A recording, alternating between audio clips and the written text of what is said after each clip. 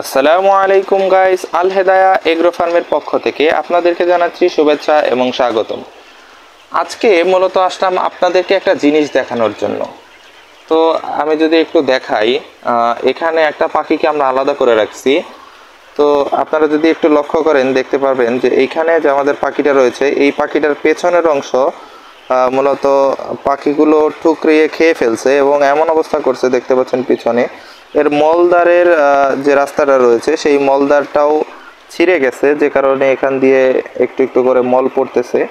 তো এটার যে অবস্থা, মনে হয় না এটা কালকে সকাল পর্যন্ত বেঁচে থাকবে। তারপরেও আমরা এখানে একটু হলুদ দিয়ে এটাকে রিপেয়ার করার চেষ্টা করছি, দেখি আল্লাহ তাআলার রহমতে এটাকে বাঁচানো যায় কিনা। মনে হয় না যে পরিস্থিতি তাতে এটা বাঁচবে।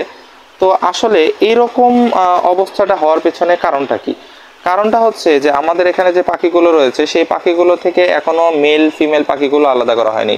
এই মেল পাখিগুলো মূলত ঠোকরা ঠুকরিটা বেশি করে, যে কারণে আমাদের এই পাখিটার এরকম অবস্থা হয়েছে। তো আপনাদের বলা হয় নাই, ইতোপূর্বে এরকম আরেকটা পাখি ছিল যে পাখিটার পেছনে হালকা একটু সমস্যা হয়েছিল, সেইখান থেকে এই পাখিগুলো টুকরায় টুকরায় খেয়ে পেছনের আর কি মেরুদণ্ডের যে হাড়টা আছে পাখির, সেই মেরুদণ্ডের হাড়টাও বের করে ফেলছিল।